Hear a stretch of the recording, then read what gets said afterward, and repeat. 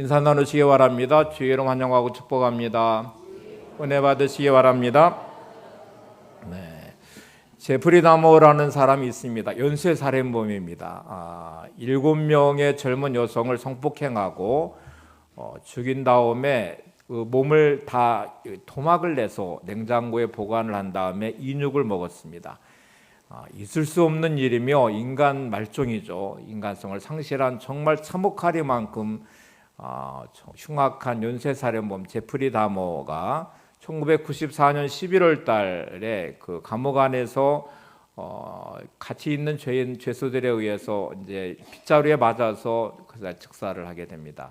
그날 저녁에 TV 방송국은 7명의 그 피해자를 둔 가족에 대한 인터뷰를 해서 방송을 내보내게 됐는데 한결같이 다 분노했습니다. 그렇게 빨리 죽는 거는 정말 있을 수 없는 일이다. 오래 살아서 그 자기의 죄값을 받아야 되고 그 고통을 당해야 되는데 너무 빨리 죽은 것에 대한 안타까움과 함께 다시 제프리 다머의 그 참혹했던 그의 이야기를 다시 방송에 내보냈고, 그 방송을 본 모든 사람들은 제프리 다머에 대해서 분노하면서 그의 죽음을 애도하기보다는 빨리 죽은 것에 대한 분노심이 온 사람들이 흘러가게 됐죠. 똑같은 시간대에 다른 방송국에서는 몇 주 전에 인터뷰한 제프리 다머에 대한 방송을 내보냈습니다. 그 인터뷰한 내용은 어떻게 그렇게 참혹한 짓을 벌이며 또 살인을 하고 그럴 수 있느냐, 어떻게 사람의 인육을 먹을 수 있느냐 이렇게 물었더니 하나님을 만나기 전에, 예수 믿기 전에 자기는 그렇게 참혹한 그게 죄인 줄도 모르고 그런 일을 저질렀고, 처음에는 경범죄로 그냥 작은 도둑질을 하고 뭐 이런 경범죄로 시작했는데 점점 그는 담대해지기 시작했고요. 시험하듯이 뭔가 자기 얘가 뭐 어디까지 할 수 있나를 보려고 살인을 저질렀고, 나중에는 죄책감도 사라진 상태에서 사람의 시체를 토막내고 그 인육을 먹는 것까지 갔다는 거예요. 그리고 그는 지금 예수님을 만나고 회심을 했고 구원을 받았고 하나님의 자녀가 되었다고 인터뷰를 했습니다. 그에게 복음을 전했던 목사님은 그가 신실한 그리스도인이 됐으며 지금 그의 삶은 정말 성실한 아름다움으로 신앙생활을 했고 그리고 그렇게 살아가고 있다고 말했어요. 이게 필립 얀 씨가 쓴 놀라운 하나님의 은혜에 대해 나온 책의 내용인데, 이제 필립 얀 씨가 이 내용을 이렇게 소개하면서 방송에 나간 그날 저녁에 용서라는 주제로 갖는 토론회 모임에 참석을 하게 됐다는 거예요. 원래 예정되어 있는 모임이었는데 공교롭게 주제가 용서라는 주제였어요. 근데 거기에 참여한 사람들은 극단적으로 두 부류로 나눠져 있었습니다. 하나는 제프리 다머의 죽음의 소식과 함께 그의 살해를 당했던 가족들의 인터뷰를 본 사람들, 분노를 했습니다. 절대로 제프리 다머는 용서할 수 없는 사람이다. 용서받을 수 없는 사람이다. 다른 방송을 본 사람들이 그가 회심을 했고 예수를 믿어서 신실한 그리스도인이었다는 말을 전해줬지만 이들은 이걸 인정하지 않았어요. 그는 절대로 예수 믿을 수 있는 사람도 아니고 혹시 믿었다고 해도 그는 가짜다. 그렇게 예수 믿어 구원받아서 용서받을 수 있는 사람이 아니라고 말을 했습니다. 그가 회심한 그의 간증의 고백을 들은 사람들은, 그 방송을 본 사람들은 혼란스러웠어요. 제프리 다머가 악한 사람이라는 것은 다 인정해요. 그가 살인범이며 인간으로 할 수 없는 그 연쇄살인범, 그것도 7명의 젊은 여성을 죽이고 성폭행하고 토막살인하고 인육을 먹은 그의 죄는 정말 용서할 수 없는 거죠. 근데 인터뷰한 그의 모습은 너무나 순진하고 또 선량하게 보이기까지 했고요. 진정으로 죄를 회개하고 회심하는 그의 모습을 보아서 이게 혼란스러웠어요. 그리고 그 과정의 토론의 긴 과정을 거치면서 그들이 내린 결론은 세상에 용서받지 못할 사람이 있는가라는 질문의 답은 일단 얻었습니다. 성경은 세상에 용서받을 수 없는 사람은 없습니다. 그래서 그도 용서받았다는 것은 머리로는 이해가 돼요. 근데 가슴이 용납이 안 돼요. 거기에 모임에 끝나고 가는 모든 사람들의 마음에는 그냥 무거운 짐이 얹혀진 것처럼, 그리고 불편한 현실 앞에서, 그리고 이해할 수 없는 그 상황 안에서 그렇게 돌아갔다고 필립 얀 씨는 책에 그렇게 써놓았어요. 왜 용서인가? 라는 이 질문에 우리는 어떤 답을 할까요? 왜 용서일까요? 왜 용서를 해야만 할까요? 라고 물으면 정답으로는 관계의 회복은 용서밖에 없습니다. 단절된 모든 관계는 용서해야만 회복이 될 수 있어요. 용서해야만 내 마음에 평안이 깃들어요. 용서하지 않는 마음은 절대로 평안할 수 없습니다. 용서하지 않는 마음은 절대로 행복할 수도 없습니다. 용서하지 않는 상태에 놓여지는 관계는 단절되어 있고, 용서하지 않는 상태의 내 마음은 지옥 같은 고통이 내 안에 늘 자리 잡게 돼요. 그래서 용서는 반드시 필요한 것이죠. 성경은 용서로 시작해서 용서로 끝나요. 하나님의 용서로부터 시작해서 또 용서하는 우리의 모습 안에서의 회복을 말씀하고 있어요. 그래서 용서는 그렇게 중요한 것인데, 용서하지 않는 상태의 우리의 삶은 존재가 불가능합니다. 일단 저나 여러분이나 하나님의 용서가 있기 때문에 구원받았고 하나님의 자녀가 됐고 오늘 시간 예배자가 되어 있어요. 나 같은 죄인 살리신 주의 은혜 놀라와라는 이 찬양이 가능한 이유는 하나님의 용서가 있었기 때문에 가능한 거죠. 죄의 삭은 사망이고 심판이고 멸망인데, 죄의 진노의 심판 앞에 놓여진 저와 여러분이 하나님의 용서가 있었기 때문에 그 용서하심이 우리를 구원해 주었고, 그 구원받음이 오늘 저와 여러분을 이 자리에 세워 놓았거든요. 그리고 하나님을 예배하게 하죠. 죄의 사슬을 끊어내는 유일한 방법은 용서입니다. 그리고 주님의 십자가의 의미도 우리 죄값을 치르신 자리가 십자가이고, 그 죄 치르신 자리에 은혜로 구원받은 저와 여러분이 오늘 이 자리에 있는 거잖아요. 그래서 용서만이 유일한 관계 회복의 길이기도, 하나님과 저와 여러분의 관계 회복의 자리이기도 하고 우리의 관계 회복의 길이기도 해요. 그런데 우리의 본성은 용서를 용납할 수가 없어요. 고고학자들이 로마 유적을 발굴하면서 주석과 청동으로 된 것에 이렇게 막 기록되어 있는 수많은 글들을 봤어요. 특별히 로마는 목욕탕 문화가 발달돼 있어서 목욕탕 신이 있다고 믿었던 그들은 목욕탕에 글을 새겨 놓아놓은 많은 글들을 발견한, 이런 글들이 이제 있어요. 대부분이 조조하는 글들입니다. 내 동전 6개를 훔친 자에게 신의 피의 복수를 내려주소서, 이런 글도 있고요. 도시메데스가 장갑을 잃어버렸나이다. 그 장갑을 훔쳐간 사람은 신께서 지정하시는 성전에서 눈이 멀고 미치게 하여 주소서. 내용들이 우습게 여겨지지만 우리의 본성에 맞는 가장 인간적인 기도입니다. 내가 상처받았고 또 내가 누군가 나한테 엄청난 피해를 줬고 그 안에서 내 안에 들어오는 원망과 분노와 미움은 저주하게 돼 있어요. 내가 상처받아서 막 분노하고 있는 내가, 원망하고 있는 내가, 미워하고 있는 내가 누군가를 축복할 수 없죠. 우리는 인간의 본성에 맞는 기도는 보복하는 것이고요. 그리고 원수 갚는 것이고 저주하는 것이 맞아요. 근데 예수를 믿는 순간에 우리가 용서받은 하나님의 사람임을 알아요. 우리가 죄인임을 알고 죄의 삭이 사망이고 심판이고 멸망이라는 것도 알고, 그 진노 아래 놓여진 우리가 주님이 용서하심 안에서 구원받아서 하나님의 자녀가 됐다는 사실 앞에서 우리는 이렇게 그리스도인의 삶이 시작된 것이잖아요. 그런 우리가 여전히 분노하고 미워하고 원망하는 게 맞을까라고 생각하면 아니요, 주님은 우리에게 용서를 요구하십니다. 주님이 가르쳐준 기도를 우리가 오늘 본문에서 보았는데, 주님이 이렇게 기도를 가르쳐 주시면서 이렇게 기도하라고 말씀하세요. 우리가 우리에게 죄 지은 자를 사하여 준 것 같이 우리의 죄를 사하여 주시옵고. 마태복음 6장 12절 말씀이잖아요. 다시 한번 고백해 볼래요? 시작. 우리가 우리에게 죄 지은 자를 사하여 준 것 같이 우리 죄를 사하여 주시옵고.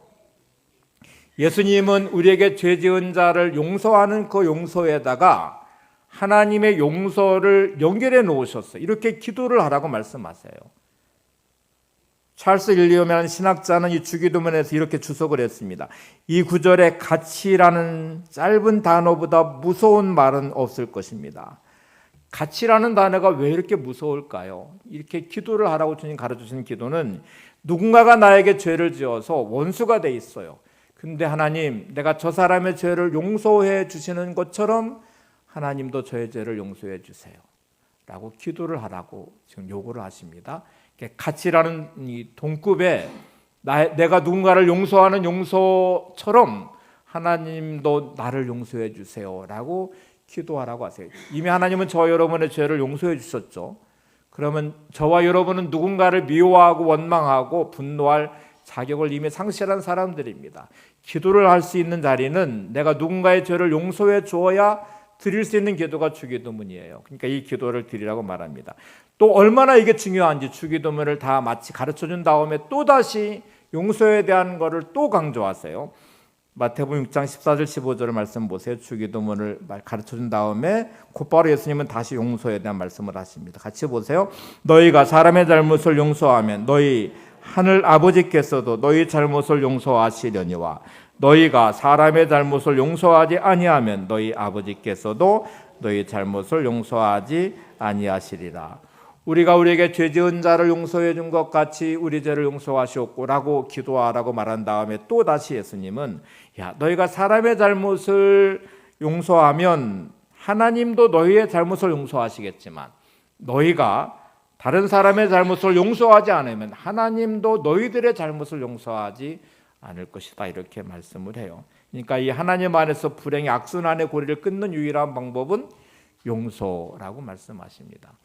용서라는 이 단어의 원어적 의미는 주다라는 단어와 선물이라는 단어가 뜻이 들어있어요. 그러니까 용서는 선물을 준 뜻이 주는 것입니다. 여러분 선물 준다는 것이 뭘까요? 내가 어떤 물건을 샀어요. 예를 들어 10만 원짜리 물건을 사서 누군가에게 줬어요. 주면서 이거 내가 10만 원 줬어. 너 나한테 10만 원 줘. 이렇게 말하면 그건 선물이 아니죠. 선물은 내가 얼마를 주고 샀든지 그 사람에게 그냥 주는 것이죠. 용서는 그런 거래요. 용서는 어떤 대가를 바라는 게 아니고요. 내가 선물처럼 그에게 주는 것이 용서라고 말합니다. 헨리 나웨에는 이제 용서라는 단어를 이렇게 설명을 했어요. 용서한다는 게 뭘까? 우리가 용서함으로 하나님을 닮아가는 것이기도 한데 이렇게 말합니다. 같이 한번 보시죠. 말로는 종종 용서합니다 하면서 그 말을 하는 순간에도 마음에는 분노와 원한이 남아 있습니다. 여전히 내가 옳았다는 말을 듣고 싶고 아직도 사과와 해명을 듣고 싶고 끝까지 칭찬, 너그레 용서한 데 대한 칭찬을 돌려받는 쾌감을 누리고 싶은 것입니다. 그러나 하나님의 용서는 무조건적인 것입니다. 그것은 아무것도 요구하지 않은 마음, 이기주의가 완전히 사라진 마음에서 나오는 것입니다.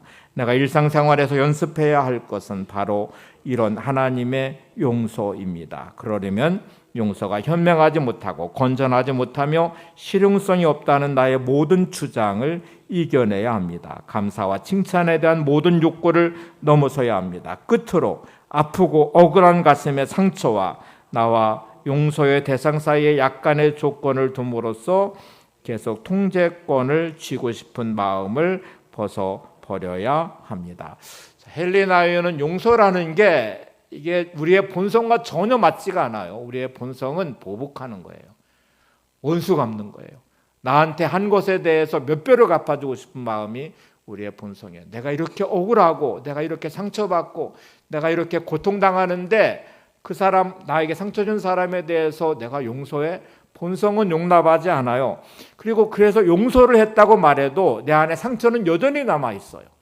고통은 남아있고 분노도 남아있어요. 용서해야 하면 내 마음에 상처가 씻겨져야 되는데 분노하는 마음이 사라져야 되는데 용서를 한다고 말하지만 여전히 내 안에는 상처가 남아있어요. 용서한다고 말하지만 여전히 내 안에는 분노심이 남아있어요. 용서를 내가 한다고 말하면서 누군가가 야, 좀 더 대단해, 훌륭해 라고 말하는 칭찬이라도 있었으면 좋겠는데 그런 것도 없고 내가 용서해 그러면 저 사람이 변해가지고 잘못했다고 말해야 되는데 그런 것도 없을 때 우리는 그 모든 것에 대해서 감사해야 할 만한 마음이 일단 없죠. 그런데 여러분 용서는 어떤 조건을 달아놓아서는 안 된다고 말합니다. 이기적인 마음을 버려야 되고 누군가에게 인정받는 것도 내려놓으셔야 되고 용서받았다고 내 마음이 씻겨져서 상처가 치유된다는 것도 버리셔야 돼요. 하나님의 용서가 조건을 따지지 않으셨으니까. 주님이 십자가의 용서하심이 우리의 모습 그대로를 받아주신 자리였으니까요. 그리고 용서를 하는 우리를 향하여 이렇게 말합니다. 로마서 12장 19절을 보세요. 내 사랑하는 자들아 너희가 친히 원수를 갚지 말고 하나님의 진노하심에 맡기라. 기록되었으되 원수 갚는 것이 내게 있으니 내가 갚으리라 주께서 말씀하시니라. 자, 일단 원수를 친히 갚지 말고 그 하나님께 맡겨라. 그 진노하심을 하나님께 맡기라고 말합니다. 그건 하나님께 달려있다고 말씀하니까 용서는 철저하게 믿음의 행위입니다. 용서는 여러분의 감정의 발로가 아니고요, 의지의 표현도 아니고 철저하게 믿음의 고백이어야 돼요.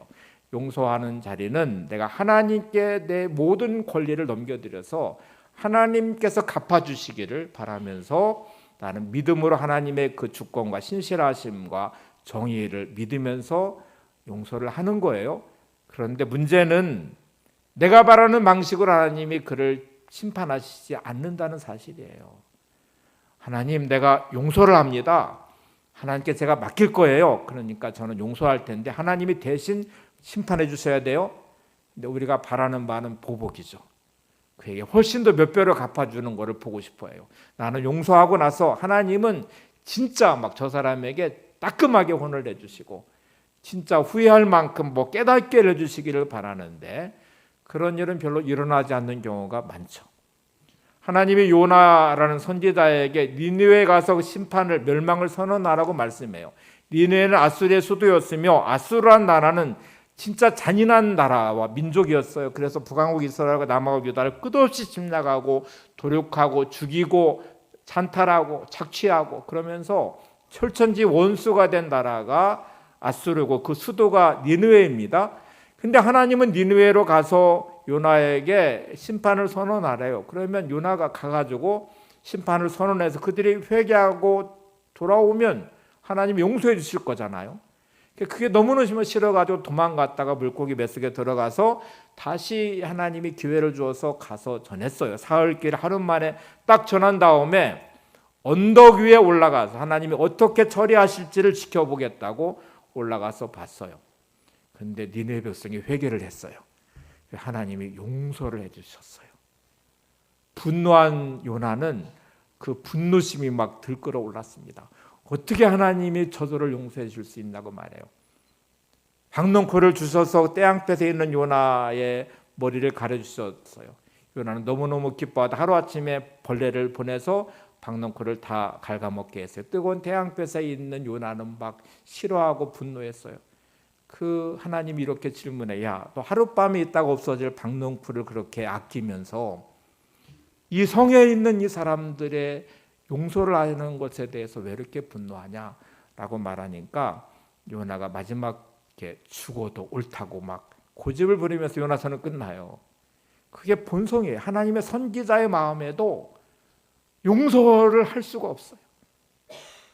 그래서 자기의 생각이 죽어도 옳대. 우리는 내 안에 있는 분노심과 원망과 미움이 죽어도 옳아요. 절대로 용서할 수 없다고 말해요. 하나님이 당신을 용서했다고 말해도 받아들이지 않아요. 그거와 별개라고 생각해요. 죽어도 옳다고 생각해요. 근데 여러분, 우리가 주기도문에서 이렇게 기도하죠. 내가 나에게 나의 죄 지은 자를 사하여 준 것 같이 나의 죄를 사하여 주시옵고. 우리는 하나님과 나 사이의 관계 회복은 하나님의 용서가 있었기 때문에 가능합니다. 그래서 하나님의 자녀가 됐고 그 은혜로 구원을 받았고 오늘도 이렇게 예배자가 되어 있어요. 그래서 하나님의 용서받음에 대한 은혜와 감격에 대한 흘러 넘쳐야만 그 은혜 안에서 나는 누군가를 용서할 수 있는 마음을 가져요. 다시 반대로 말해 볼게요. 내 마음에 누군가를 용서할 수 없는 그 마음의 상태는 하나님의 십자가의 사랑과 용서가 내 마음에 차고 넘치지 않는다는 말이에요. 내가 용서받은 죄인이야.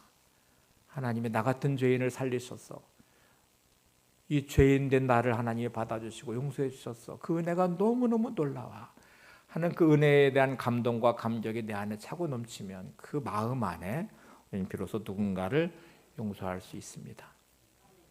우리의 관계는 끝없이 배신이 흘러가요. 믿었던 사람 앞에 발등 찍히는 일들이 수없이 일어나요. 여러분, 여러분의 자신 안에서도 배신감을 느껴요. 내 자신 안에 내가 나를 실망하죠. 내 모습 안에도 내가 이런 존재밖에 안 되나 하고 스스로를 보면서 우리는 실망해요. 그리고 스스로가 나를 정죄할 때도 많아요. 많은 분들이 스스로 자기 인생을 정죄하고 비난하고 스스로 인생을 무너뜨리는 분들도 많아요. 그런데 나와 함께하는 사람이 어떻게 내 마음에 다 들어요? 끝없이 나를 실망시키고 나의 발등을 찍고 나를 힘들게 만드는 일들이 얼마나 많아요. 그래서 우리는 용서라는 단어를 들을 때마다 내가 얼마나 참았는데, 내가 몇 번을 용서해 줬는데, 수없이 나를 내가 믿어줬는데 내 발등을 찍고 저렇게 변하지 않는 저 사람을 내가 어떻게 용서할 수 있어? 라고 말을 합니다. 네, 여러분, 예수님의 용서는 쉬웠을까요? 예수님은 똑같이 인간의 몸을 입으시고 우리의 인성을 가지셔서 감정이 있으신 분이세요. 예수님의 용서는 너무나 어려운 일이었을 거예요. 그럼 예수님이 억지로 용서하셨을까요? 아니, 예수님은 청정으로 기쁨으로 용서를 하셨겠죠.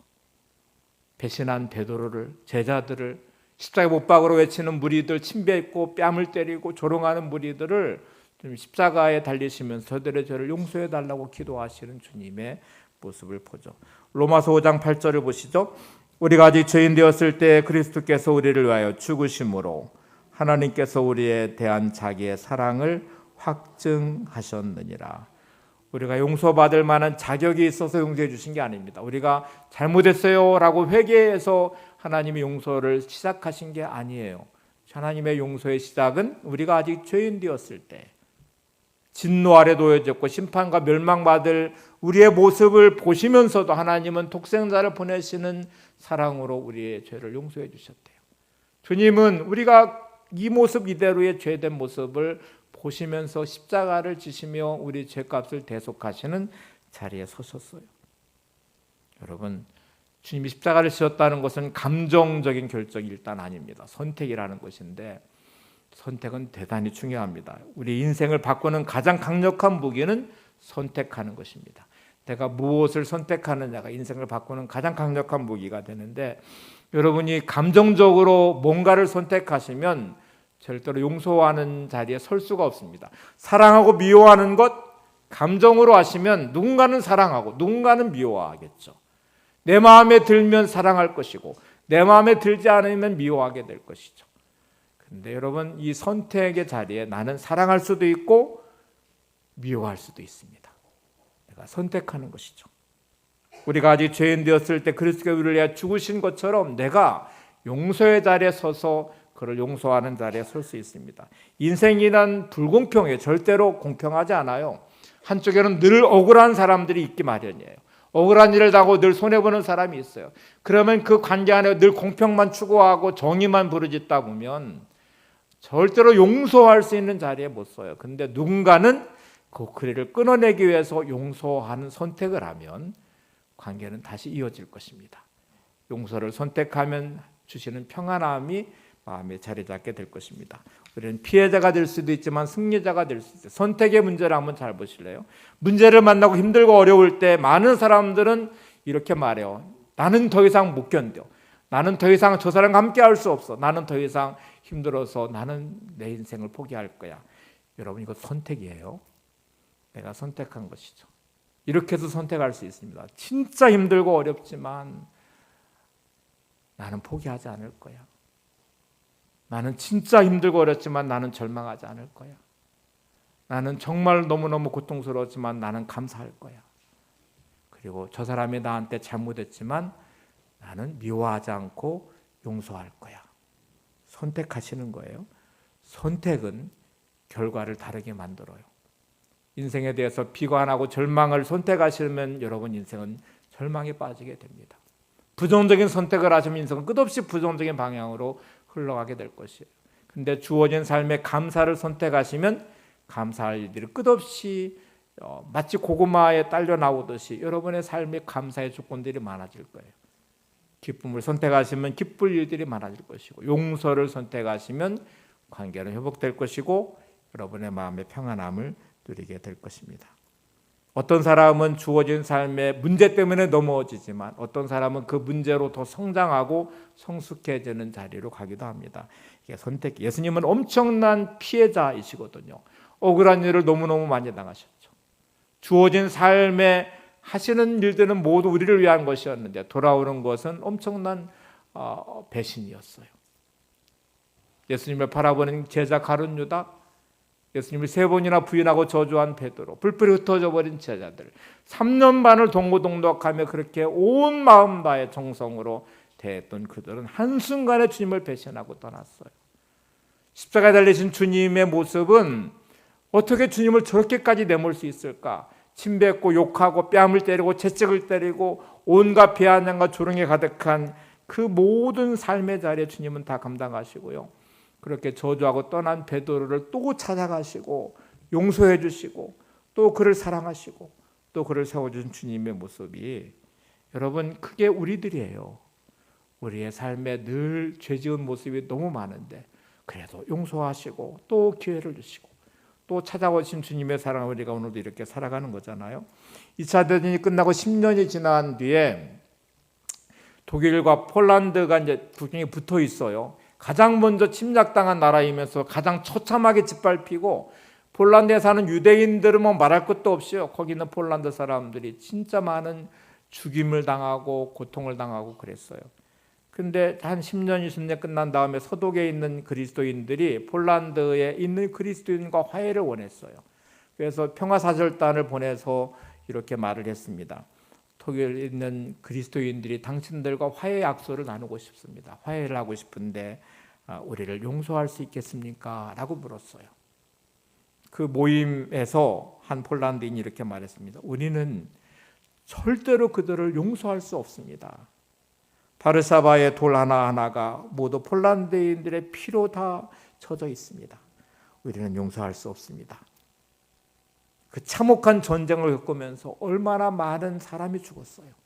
그 돌 하나하나에 묻어있는 피의 흔적들이 있어요.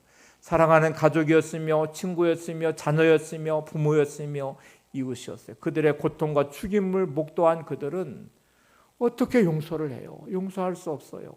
라고 항변했어요. 이 모임을 마치면서 마지막 주님 가르쳐주신 주기도문을 같이 고백했어요.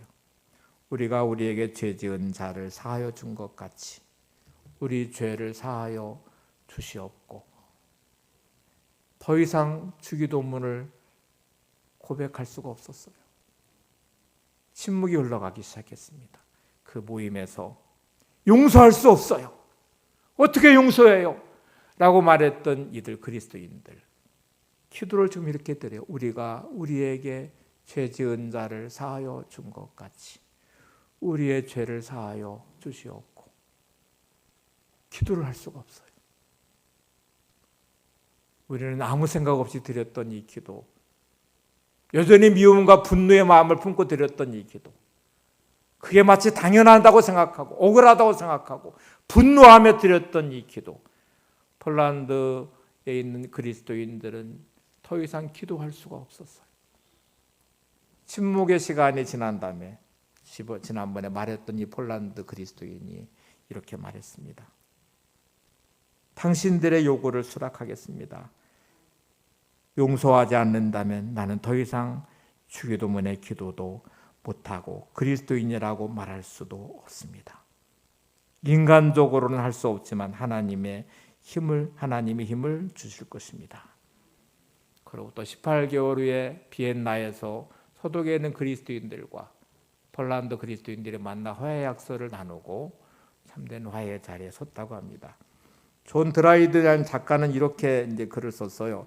나를 중상하는 글들이 판을 치고 있다. 현재 살아있는 그 누구도 나보다 심한 모략을 당하지 않았을 것이다. 혹시 여러분 상처를 받으신 마음에 분노와 미움이 있는 상태에 있는 분들은 이렇게 생각할 거예요. 나보다 억울한 사람은 없어. 나보다 억울한 일을 당한 사람은 없어. 나보다 더 고통당하는 사람은 없어. 누구든지 자기가 당한 고난이 가장 큰 고난이고요. 누구든지 자기가 당한 억울함이 가장 큰 억울함이고, 누구든지 자기가 내세우는 분노가 가장 합당한 합리적인 분노라고 생각해요. 존 드라이든도 그랬어요. 사람들이 나를 공격하는 것처럼 이처럼 이만큼 중상모략을 당하는 사람은 없다고 생각을 했어요. 근데 이분이 주기도문을 드리면서 이렇게 글을 써나갑니다. 그 다음 글을 보시다 이렇게 고백해요. 주기도문을 외울 때 종종 이런 생각에 전율하곤 한다. 우리가 간과하는 용서의 명백한 조건은 남들이 우리한테 저지른 비행을 용서하는 것이다. 나는 악질 증상을 듣고도 바로 이 사실 때문에 실수를 범하지 않는 일이 많다. 주기도문을 드리면서 계속해서 용서해야 되는구나 하는 것을 계속 깨닫게 되고 그것 때문에 전율하게 된대요. 그래서 용서를 하게 되면 지나고 나서 그래서 내가 실수하지 않았구나. 내가 그래서 분풀이하지 않았구나. 그래서 내가 원망하지 않았구나. 내가 그래서 보복하지 않았다는 사실을 깨닫게 됐다고 말합니다. 예수님의 십자가의 자리 앞에 선 겟세마네 동산의 기도를 한번 볼까요? 주님이 이런 기도를 드리시거든요. 마태복음 26장 39절 보세요. 조금 나가사 얼굴을 땅에 대시고 엎드려 기도하여 이르시되 내 아버지여 만일 할만하시거든 이 잔을 내게서 지나가게 하옵소서. 그러나 나의 온대로 마시옵고 아버지의 온대로 하옵소서 하시고, 주님이 엄청난 대가를 지불할 십자가를 앞에 두시고 겟세마네 동산의 기도를 드리십니다. 땀방울이 빗방울이 될 만큼 기도하셨다는 구절도 있잖아요. 그리고 이 기도를 드릴 때 할 수만 있으면 이 잔을 내게서 옮겨 지나가게 해주시길 기도하면서 그러나 나의 원대로 마옵시고 아버지의 원대로 되기를 기도하세요. 주님이 무엇을 이렇게 힘들어하셨을까를 생각해 보실래요? 뭘 그렇게 힘들어하셨을까요? 고난당하심에 대해서, 죽음에 대해서, 물론 그것도 두려우시죠. 근데 진짜 주님이 힘드신 것은 믿었던 제자들의 배신을 봐야 돼요. 함께했던, 동고동락했던, 목숨까지 바치겠다는 제자들이 한순간에 배신자가 돼요. 십자가의 길 앞에서 3번이나 부인하고 저주하는 베드로, 그를 팔아버린 가룟 유다, 뿔뿔이 흩어진 제자들, 그리고 주님이 당할 모욕을 한번 생각해 보세요. 그렇게 함께하고 병을 고쳐주고 그들에게 말씀을 전하고 함께 동고동락했던 수많은 사람들 한순간에 돌변해서 야유를 하기 시작합니다. 침을 뱉습니다. 채찍을 때립니다. 뺨을 칩니다. 십자가에 못을 박고 밑에서 계속 조롱하고 비아냥거려요. 그거를 감당해내야 되는 주님의 이 마음이, 그게 너무너무 힘들어요. 여러분, 뭐가 진짜 힘들까요? 내가 고난당하고 어려운 일도 물론 힘드시죠. 근데 사람한테 당하는 배신감이 견디기 힘들 만큼 힘든 거죠. 누군가가 나에게 상처 준 그 상처는 씻을 수 없는 내 마음에, 견딜 수 없는 내 마음에, 분노심이 끓어오르는 내 마음에, 보복하고 싶은 내 마음에, 견딜 수 없는 내 마음을, 이게 보는 게 진짜 힘든 거예요. 근데 여러분, 상처받은 마음이 보복하라는 게 아닙니다. 우리는 용서를 해야만 돼요. 그게 하나님이 나를 용서하신 이유예요. 그러면 하나님, 내 이 상한 마음, 상처받은 마음, 보복하고 싶은 마음은 도대체 어떻게 해야 돼요? 그 마음 끌어안고 하나님 앞에 나가셔야 돼요. 주님이 드렸던 기도처럼 기도하셔야 돼요. 주님이 내 마음 만져주시기를, 주님이 내 마음을 회복시켜 주시기를, 십자가의 은혜가 내 안에 흘러서 내 안에 참된 용서의 자리에 나를 세워주시기를 기도하셔야 돼요. 그것만이 유일한 길이기 때문에 그래요. 용서만이 죄의 고리를 끊을 수 있는 유일한 길입니다. 용서만이 하나님과 만날 수 있는 유일한 길이며 관계를 회복하는 유일한 길이며 그와의 관계가 회복되는 유일한 길입니다. 용서만이 분열과 갈등을 치유하고 내 마음의 평안을 누릴 수 있는 유일한 방법이며 길입니다. 다른 방법이 없어요. 하나님과 단절된 관계의 회복은 하나님의 용서하심 안에서 가능했죠. 우리의 관계의 회복은 누군가가 용서를 해야만 회복이 될 수 있습니다. 용서하지 않는 마음은 영원한 관계의 단절로 갈 수밖에 없어요. 용서하지 않는 마음은 참된 평안이 자리 잡을 수 없습니다. 용서만이 여러분의 마음에 참된 평안과 자유함을 줄 것입니다. 1987년에 아일랜드 벨패스트 서부 작은 마을에 한 예배가 있었어요. 그 전사한 군인들을 추모하는 예배였습니다. 근데 그 예배를 드리는 곳에 IRA라는 이 테러 단체가 폭탄을 던져서 예배하러 모였던 사람들 중에 11명이 죽고 63명이 부상을 당하는 큰 참상이 일어났어요. 세계적으로 이렇게 보도가 되기 시작했는데요.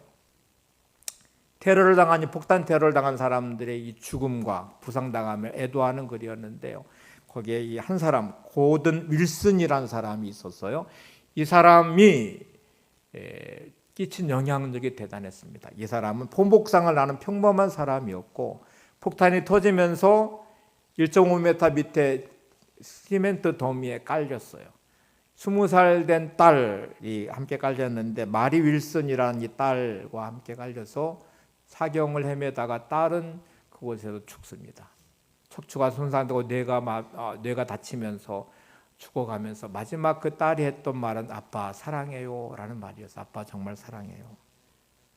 이거를 이렇게 보도를 하면서 한 기자가 이제 이렇게 인터뷰하고 신문 기사 이런 글을 썼습니다. 한번 화면을 보실래요? 당시 정치가들이 한 말은 아무도 기억하지 않는다. 하지만 고든 윌슨의 말을 들은 사람은 누구도 그 고백을 평생 잊지 못할 것이다. 그의 은혜는 폭파범들의 파렴치한 정당한 논리를 이기고 우뚝 솟았다. 여러분, 고든 윌슨이 포목상을 했던 평범한 사람이 끼친 영향력, 그의 모습은 평생 잊지 못할 것이라고 말합니다. 이유가 있어요. 그 고든 윌슨이 이렇게 기자와 인터뷰를 하면서 말을 했어요. 딸을 잃었지만 원한은 없습니다. 상대를 욕한다고 마리 윌슨이 살아나지 않습니다. 오늘 밤 그리고 매일 밤 나는 하나님께 기도할 것입니다. 저들을 용서해 달라고. 여러분, 딸이 폭파범들의 테러 단체에 의해서 죽었어요. 20살 된 딸. 너무너무 사랑스러운 딸. 그를 죽인 원수들이 존재하죠. 딸을 죽여 무슨 죄가 있어요? 근데 그를 죽인 원수들을 용서한다고 말합니다. 본성으로는 할 수 없는 일이잖아요. 근데 그는 마지막 마리 윌슨의 마지막 말을 잊지 않았어요. 아빠 정말 사랑해요 라고 하는 말, 그리고 자기가 그리스도인이라는 사실 앞에 이렇게 기도를 합니다. 딸을 잃었지만 원한은 없습니다. 오늘 밤 그리고 나는 매일 밤 기도할 것입니다. 뭐라고요? 저들을 용서해 달라고. 얼마 후에 고든 윌슨은 아일랜드 테러 단체를 찾아가서 이렇게 말을 합니다. 당신들도 나처럼 사랑하는 아들을 잃었습니다. 이 정도로 충분합니다. 이만큼 피를 흘렸으면 그걸로 됐습니다. 고든 윌슨의 말을 전하면서 이 기자는 온 세계가 울었습니다. 이렇게 전했어요. 온 세계가 한 사람의 용서를 통해서 원수간이었던 그들, 서로 적대적으로 죽이고 죽이는 이 관계 안에서 고리를 끊어버린 거잖아요. 고든 윌슨은 국회의원이 됐어요. 그리고 1995년에 죽음을 맞이하게 되는데 온 세계가, 곧 아일랜드가 그를 추모하고 그의 모습을 기억했다고 그래요. 여러분, 용서는 새로운 길을 보게 합니다. 새로운 길을 가게 하고요. 또 관계를 회복시키는 은혜가 있습니다. 용서는 여러분의 삶에 평안을 줄 것입니다. 그리고 참된 회복의 길로 가게 만들 것입니다. 참 힘든 결단을 하셔야 되는데 우리 고난주간을 보내면서 주님의 십자가의 용서를, 그 은혜를 누리시면서 함께 기도를 하셨으면 좋겠어요. 제가 화면에 기도를 띄워드릴 텐데 이 고백을 꼭 함께 하시면서 여러분 모두가 참된 용서의 자리에 꼭 서시기를 바랍니다. 함께 좀 화면 보시고 기도하겠습니다. 주님, 이 시간 저는 형제와 자매들이 나에게 범한 모든 죄와 허물을 진심으로 용서하기로 결단합니다. 그들이 어떤 형태로 나의 마음을 아프게 하고 괴롭게 하였든지 나는 그것에 관계없이 주께서 내게 말씀하신 계명을 지키기로 결심합니다. 저는 그들에게 아무런 책임을 묻지 않겠습니다. 아무것도 요구하지 않겠습니다. 그들을 주님께 의탁합니다. 그리고 아버지께서 저의 죄를 사하여 주심같이 그들을 진심으로 용서합니다. 또한 그들을 주님의 이름으로 축복합니다. 나의 죄를 사하여 주심같이 그들의 죄도 사하여 주옵소서. 용서하지 못하고 우리의 마음과 입술로 저주하고 비난하고 미워했던 행동과 말들 위해 예수님의 보혈을 취합니다. 이제 용서치 못함으로 내게 임한 모든 저주의 견고한 진을 주님의 보혈의 능력으로 파괴합니다. 이 저주들을 끊어주심을 감사드립니다. 이제 나의 마음을 여오니 주께서 나의 상처난 부분들을 치유하여 주옵소서. 나를 만져주시고 과거의 상처들의 아픔과 기억들과 묶임들로부터 자유케 해주심을 감사드립니다. 나는 이제 회복되었고 새로워졌고 정결케 되었습니다. 이제 회개함으로 나의 삶에 연결되었던 열려졌던 악령의 문을 닫습니다. 주님의 보혈의 능력과 무한하신 은혜로 지금까지 열려있던 모든 악령의 문이 닫혔음을 예수 그리스도의 이름으로 선포합니다. 오늘부터 나의 삶에는 오직 성령님과의 교통하심만이 있을 것입니다. 나의 죄를 사하시고 모든 악령의 영향으로부터 나를 건지시고 지켜주시는 주님께 감사드립니다. 예수님의 이름으로 기도합니다. 아멘. 찬양 가사를 한번 보세요. 이렇게 고백해. 주의 도를 버리고 헛된 꿈을 쫓던 우리들, 거짓과 교만한 마음을 용서하여 주소서. 하나님의 긍휼로 부끄러운 우리 삶을 덮어주소서. 우리의 소망, 우리의 구원 주께 간구합니다. 2절 보세요. 심한 고난을 받아 살 소망까지 끊어지고 죽음 같은 고통에서 주를 보게 하셨네. 용서받을 수 없는 나를 위해 십자가에 달리셨으니 주 사랑에서 그 어느 누구도 끊을 수는 없으리. 성령의 불로 나의 마음을 태워주소서. 성령의 불로 나의 영혼을 새롭게 하소리. 고백을 드리며 찬양하고 기도하겠습니다.